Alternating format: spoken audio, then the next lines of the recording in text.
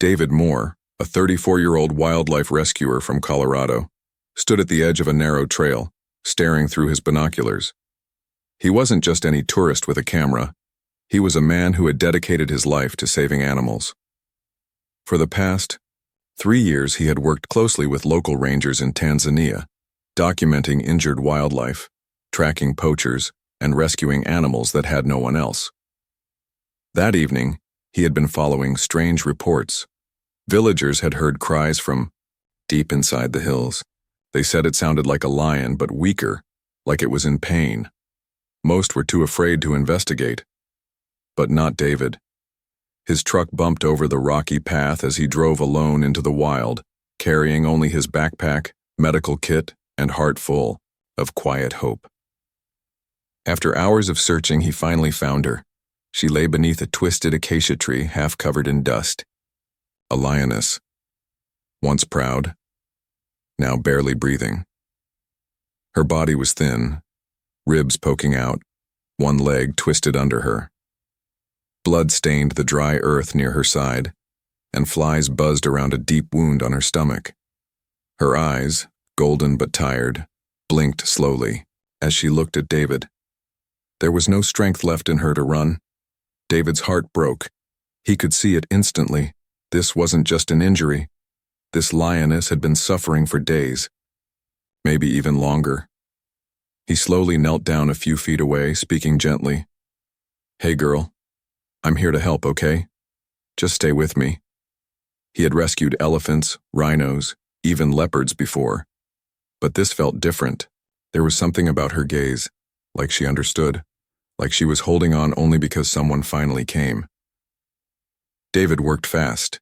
He set up a small camp nearby, called in for medical air support from the nearest wildlife station, hours away, and carefully approached her with antibiotics and water. Every movement was calm, respectful. He knew that even a dying lioness could strike out from fear, but she didn't. She allowed him to clean her wound, to gently touch her paw, to whisper comfort, and then her eyes closed. For a second he froze. Was she gone?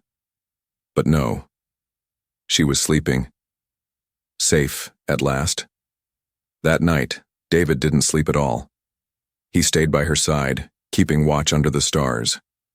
He could hear the sounds of hyenas in the distance, circling, waiting. But he lit a small fire and stayed close, determined not to let anything harm her. Not now. By morning, her breathing was steadier. He gave her more water with a sponge, careful not to scare her. The radio crackled.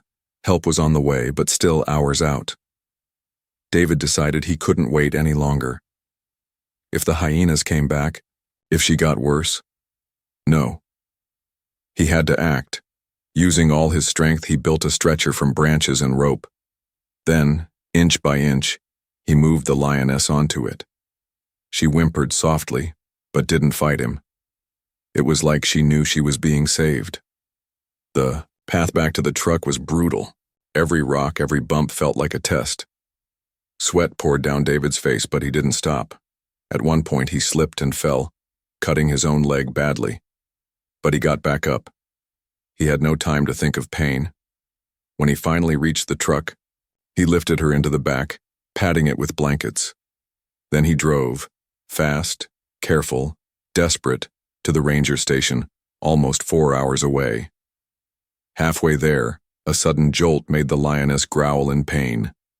David pulled over, heart racing, checking her breathing.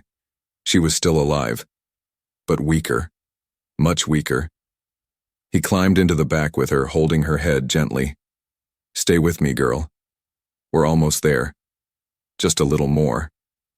And then, something incredible happened. Her paw moved slowly but surely toward his arm, not to attack, to touch. Her eyes opened just a little. That moment, it felt like the whole world stopped. David's voice cracked. "You're not giving up, are you?" A soft call to action slipped naturally from his lips, almost like a whisper to the universe. If you're watching this and you believe in second chances, stay with me. Like, share, subscribe. Not just for me, but for her. Finally, They made it. The Rangers were waiting. A team of vets rushed her into emergency care while David collapsed nearby, exhausted and bleeding. He refused treatment until he knew she was okay. Hours passed. Then the head vet walked out, a small smile on his face. "She's strong," he said. "You saved her life. If you had been 1 hour later, she wouldn't have made it." David exhaled for the first time in what felt like forever. But the journey wasn't over. The Lioness, now named Nala by the team, needed weeks of recovery. She couldn't stand. She had internal injuries, infections, broken bones. But every day, David visited her, sat beside her, talked to her. He read her books, played soft music, let her hear the world again without fear, and slowly, she began to heal. One morning, as the sun warmed the ground outside the station's care enclosure, Nala rose to her feet, wobbly, weak, but standing. The entire team cheered, but David just stood there, silent, eyes full of tears. He had seen miracles before, but this felt personal. But just as hope returned, a shadow appeared. One night, while David was returning from a supply run, he found the enclosure torn open, footprints in the dirt, blood on the gate. Nala was gone, and something, or someone, had taken her. David's breath caught in his chest as he stared at the blood near the broken gate. His mind raced. Was it poachers? Had another animal attacked? Or had Nala simply wandered off, still weak, and fallen into danger again? He dropped his bag and sprinted into the bush, following the faint trail of paw prints and smudges in the dirt. Every second counted. The ranger team joined in moments later, armed and alert, fanning out through the grasslands with flashlights and radios.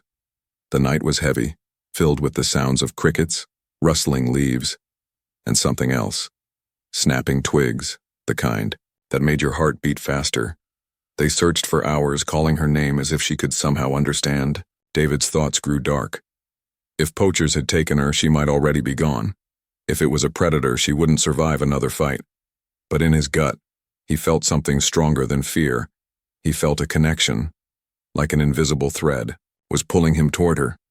At dawn, just as the light touched the sky, one of the rangers called out, "Over here!" Tracks. David rushed over. In the dust were fresh paw prints, and not just from Nala. There were others, multiple, too large, for hyenas, lions, wild lions. David's heart skipped. Could it be? Could she have returned to her kind? They followed the trail for nearly a mile into the edge of the low hills. Then, in a small clearing beneath a rocky ridge, they saw it. Nala. She was lying beside a shallow pool, her golden fur glowing in the early light. And surrounding her, watching her with wary eyes, were 3 wild lions, 2 males and a younger female.